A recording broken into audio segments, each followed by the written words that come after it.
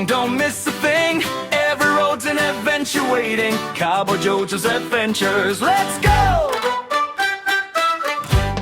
Is Madrid Europe's most underrated capital city, or is it hype? After 2 days exploring its streets, we're about to find out. Join us as we wander through the beautiful Retiro Park, admire stunning churches, check out the streets, and admire incredible monuments. We will enjoy some Spanish delights and experience the sights, sounds, and energy that make Madrid one of Europe's most visited cities.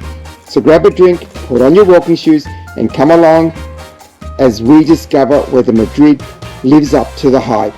So we've just arrived in Madrid and we've checked into our hotel, Hostel Blas, and we're quick tour of our room suite. Very small, but then possibly that's what you would expect to pay in Madrid, even though it wasn't cheap, but it's clean and tidy. So now it's time for us to give you a quick tour and hit the streets and check out some of the architecture in Madrid. Well, this is our small room, and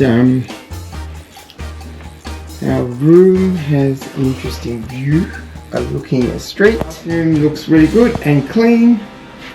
So being in Madrid, we're off to see some top attractions, and the first one we're going to go and see is at Retiro Park, and it was established in 1868. So let's have a wander and check out this park.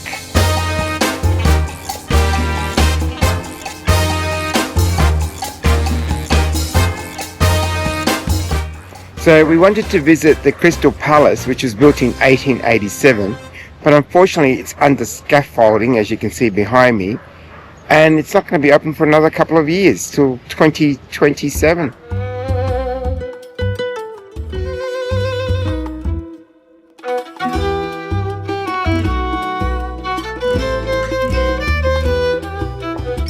El Retiro Park. Parque de Buen Retiro is Madrid's 350-acre historic green oasis. Originally a 17th century royal retreat, it is now a bustling public park, celebrated for its monuments, boasting lake and stunning Crystal Palace.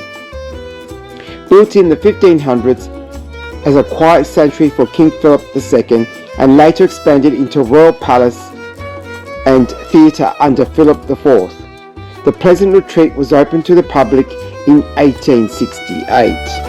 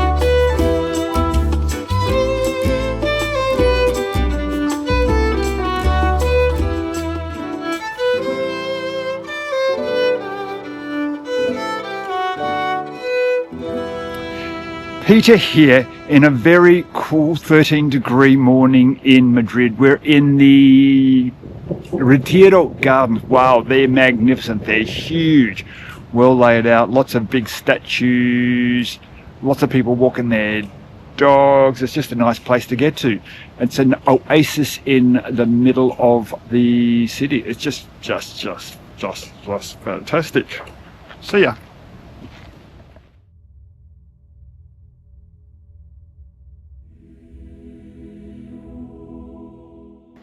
Our next stop is the Cathedral of St. Jerome, one of Madrid's most historic and emblematic religious sites.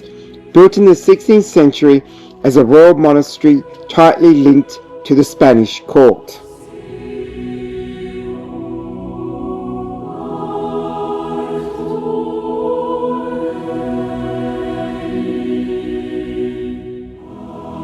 The Church of Santa Cruz is a neo-Gothic Catholic church. It is renowned for its striking red brick and white stone facade, an 80-metre tall bell tower, and a fragment of wood from Christ's cross donated in 1962.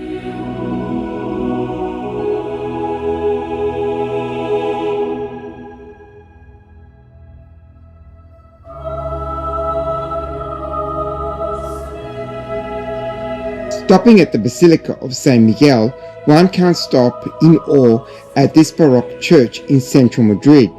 It is renowned for its rich interior frescoes and excellent acoustics.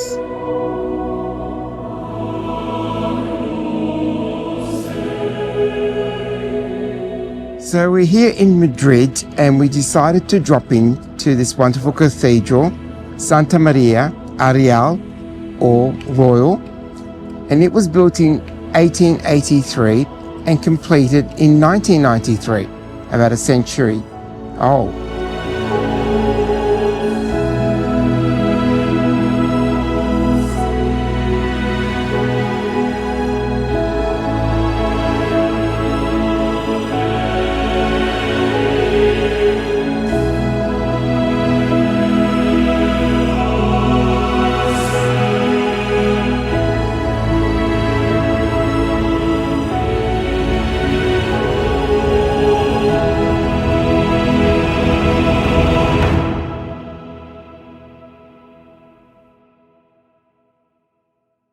Sort of thinking that it was going to be pretty old, when in fact it is actually quite a new building in relative Gothic terms, and it actually houses a lot of older religious artifacts from different centuries. One of those artifacts was an ark from Saint Isidore from the 13th century, so that would make it the 1200s actually. So they've got some pretty old stuff in here. So it's a bit of a mixture of very classic Christian church and also some very contemporary stuff as well. They've actually got a shrine to John Paul II, and that's very modern. So it's very interesting. Please come along, place of peace and solitude, say a prayer. Welcome to Madrid, and we are here at the Royal Palace, and it was built in 1735. The Royal Palace of Madrid is the official residence of the Spanish royal family in the city of Madrid. Although currently only used for state ceremonies, the palace has an area of 135,000 square meters and has 3,418 rooms. Plaza Mayor is the historic heart of Madrid, originally a 15th century bustling marketplace outside the city walls. Today, this functions as an active cultural and tourist hub lined with restaurants, shops and seasonal markets.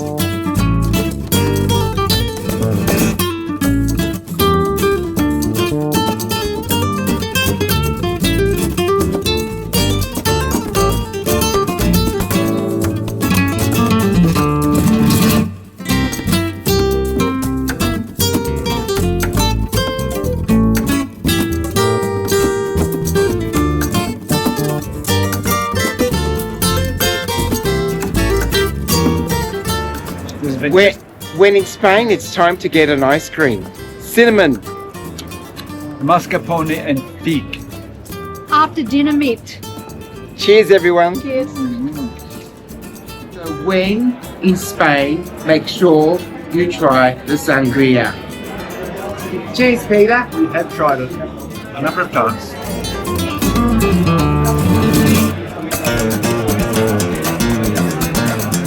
Very nice. Oh, very nice.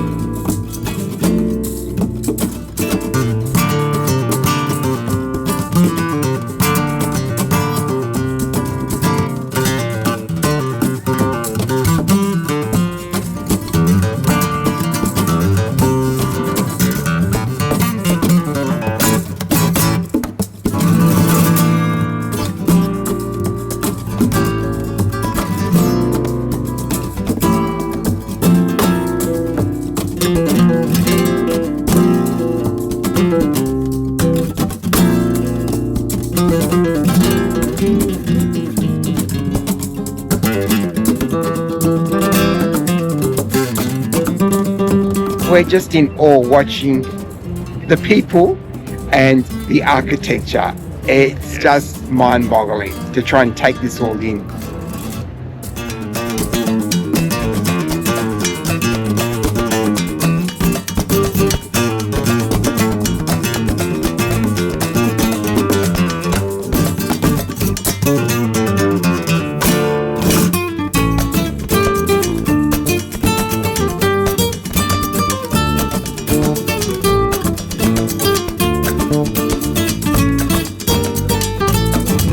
Come to Plaza Cibeles, and there are some amazing structures here, including the fountain and some civil buildings, especially the one behind me, Palazzo de Cibeles, as well as a bank and a couple of other buildings.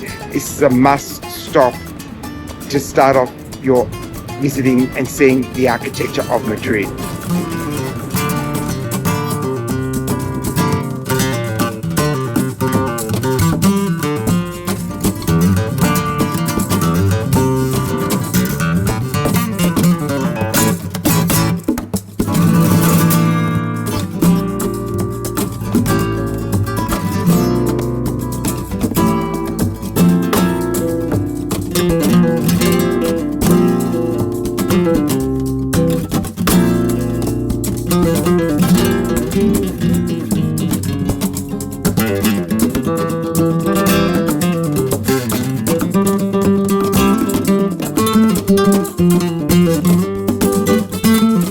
We've just stopped at Bar Museo for cafe con leche and some carrot cake.